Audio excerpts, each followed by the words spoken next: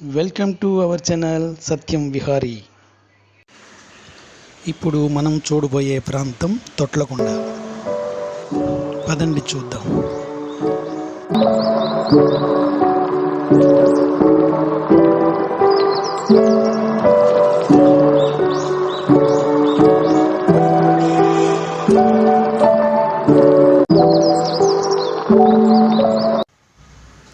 తొట్లకొండ ప్రాంతానికి వచ్చామండి. లోపలికి ప్రవేశ టికెట్ 20 రూపీస్ మాత్రమే. లోపలికి ప్రవేశించాక కుడివైపున అందమైన బుద్ధుని విగ్రహం ఒకటి ఉంటుంది. చూసి వెళ్దాం పదండి.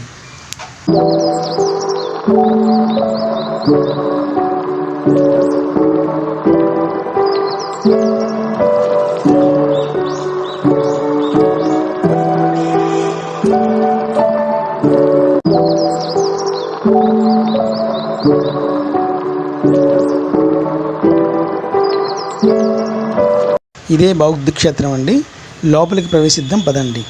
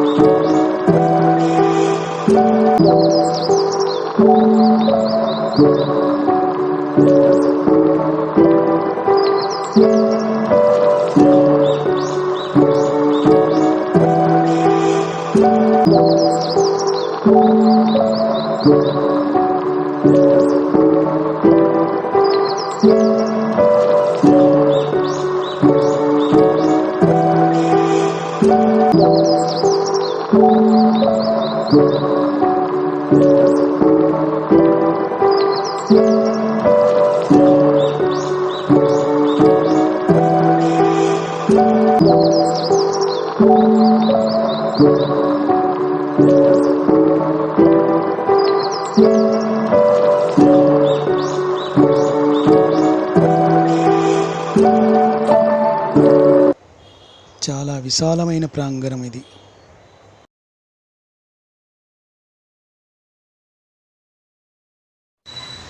ఈ ప్రాంతంలో బౌద్ధులు క్రీస్తు శకం పూర్వం 300 సంవత్సరంలో ఇక్కడ నివాసం ఉండేవారట.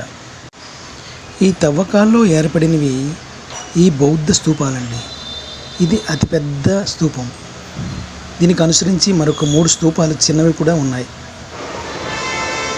ఇక్కడ ముఖ్యమైనవి చెప్పుకోదగ్గ పెద్ద పెద్ద స్తూపాలు ఉన్నాయండి. అవి 4 స్తూపాలు. అదే ధ్యాన స్తూపాలు అనేసి అంటున్నారు. కనిపించేదే బీచ్ వ్యూ. చాలా బాగుంటుంది. హిస్టరీకి సంబంధించిన విద్యార్థులు ఈ ప్రాంతానికి దర్శించాలి. ఎందుకంటే వాళ్ళకి చరిత్ర పైన కాస్త అవగాహన కలుగుతుంది. ఆనాటి కాలంలో బౌద్ధులు ఈ ఒక్క ప్రదేశాన్ని ధ్యాన ప్రదేశంగా ఎన్నుకున్నారంటే ఈ ప్రదేశం ఒక ప్రాముఖ్యత అర్థం చేసుకోవాలి ప్రతి ఒక్కరు కూడాను. యాక్చువల్గా చెప్పాలంటే ఈ ప్రాంతం విలువ కొన్ని కోట్లు విలువ చేసే ప్రాంతం ఇది.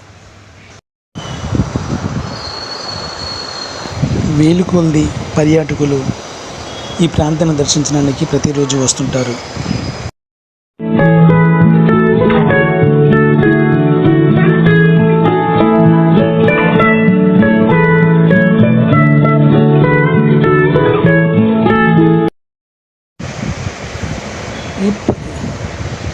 ఈ ప్రాంతంలో గ్యాస్ ఉత్పత్తి చేసడానికి కొన్ని సాధనాలు కనిపించాయి.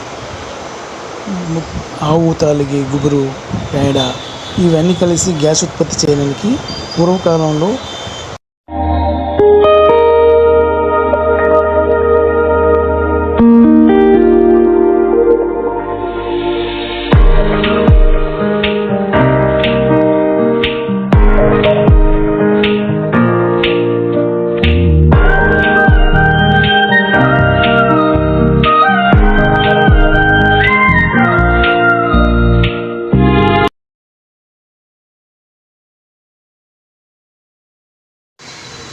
ఇదేనండి ఆనాటి కాలంలో భాండాగారం. ఇక్కడ వంటలు వార్పులు చేసి వారికి నిత్యావసర వస్తువులన్నీ కూడా అనుగ్రహించేవారు.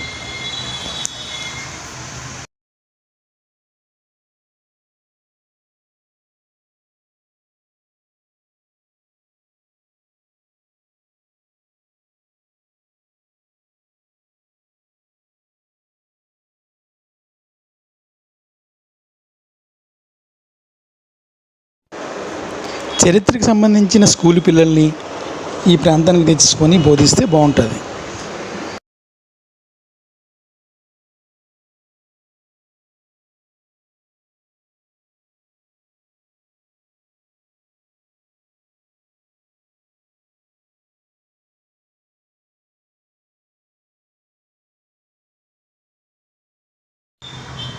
ఇవన్నీ స్టోరేజ్ రూములండి.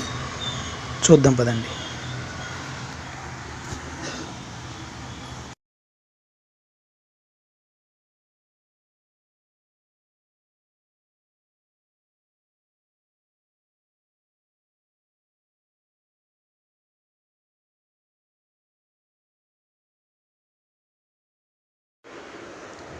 ఆ కనిపిస్తున్న రాతి స్తంభాల్లాగా పాతున్నారే, అదే సమావేశ మందిరం అని చెప్తున్నారు.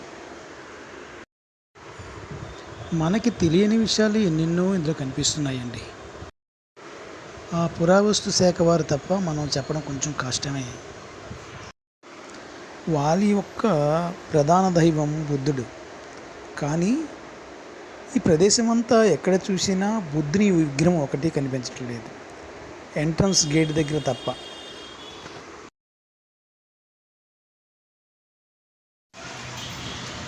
ధ్యాన మందిరం. ఈ ప్రదేశం చూశారు, దీన్ని ధ్యాన మందిరం అంటారు. టెంపుల్లో ఉన్నట్టుగా శివస్వరూపం, చుట్టుపక్కల పానిమట్టం. నాకైతే మాత్రం అటువంటి అభిప్రాయం కలుగుతుంది. విశాఖపట్నంలో ఉన్నవాళ్ళు ఎంతమంది చూశారో కానీ ప్రతి ఒక్కరు చూడవలసిన ప్రాంతం ఇది.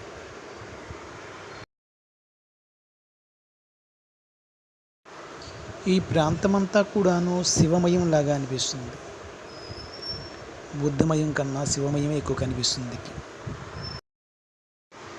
నావికాదళం వాళ్ళు ఈ స్థావరాన్ని కనుక్కొని వాళ్ళ యొక్క సొంత స్థావరాన్ని ఏర్పాటు చేసుకునే నిమిత్తంలో ఈ యొక్క బుద్ధ క్షేత్రం వెలువడింది.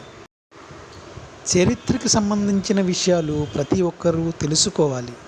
తెలుసుకుంటే కానీ మనకు పురాతనంలో జరిగిన విషయాలు, ఇప్పుడు ఉన్న స్థితి ఏమిటనేది తెలియదు. ఈ ప్రాంతంలో 4 పెద్ద స్తూపాలు, నీటిని నిల్వ చేసుకునే రాతి తొట్టెలు, మరియు వంట వండుకునే భాండాగారం, మరియు భోజనశాల, ధ్యాన మందిరం,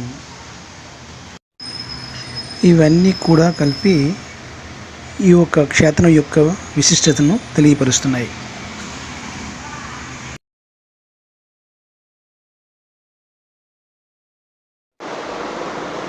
4 ముఖ్యమైన స్తూపాలు ఉన్నాయండి. అందులో పెద్ద స్తూపం ఒకటి ఉంది, అది ఇక్కడికి ఆకర్షణీయంగా ఉంటుంది.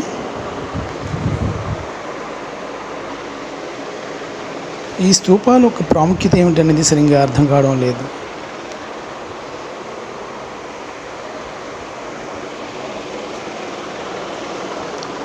వీడియో తీయడానికి ఇక్కడ రెస్ట్రిక్షన్స్ జరుగుతున్నాయి, ఎవరు పర్మిషన్ ఇవ్వడం లేదు.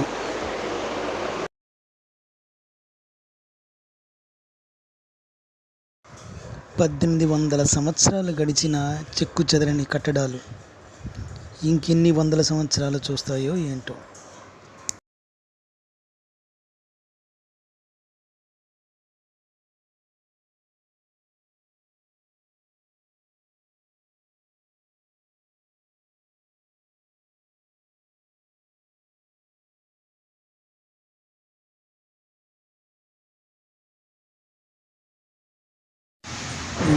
వీటిని నేల పిలుస్తారు.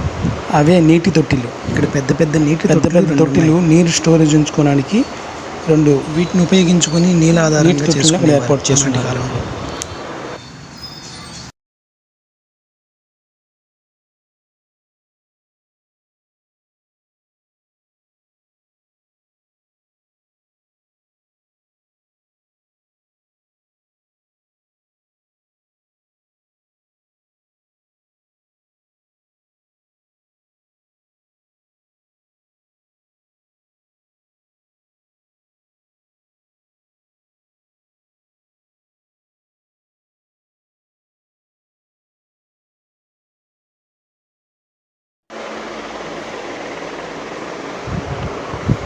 ఇక్కడ ఈ పార్కు మాత్రం వైజాగ్లో ఉన్న వాళ్ళు ప్రతి ఒక్కరు ఈ పార్క్ చూడాలి. ఎందుకంటే ఇక్కడ ప్రశాంతత, ఆ పార్కులో నుంచి బీచ్ వ్యూ అనేది చూడడం చాలా ఆకర్షణీయంగా ఉంటుంది. ప్రతి ఒక్కరు వచ్చి ఈ పార్కును మాత్రం దర్శించాలి తప్పనిసరి. ఈ పార్కులో కూర్చున్నంతసేపు ఏదో వేరే దేశంలో ఉన్నట్టుగా అనిపిస్తుంది, కానీ మన వైజాగ్లో ఇటువంటి పార్క్ ఉందా, ఇటువంటి బీచ్ ఉందా అనేది కూడాను అనిపించడం లేదు. అంత చక్కగా ఉంది, ఆకర్షణీయంగా ఉంది ఈ బీచ్.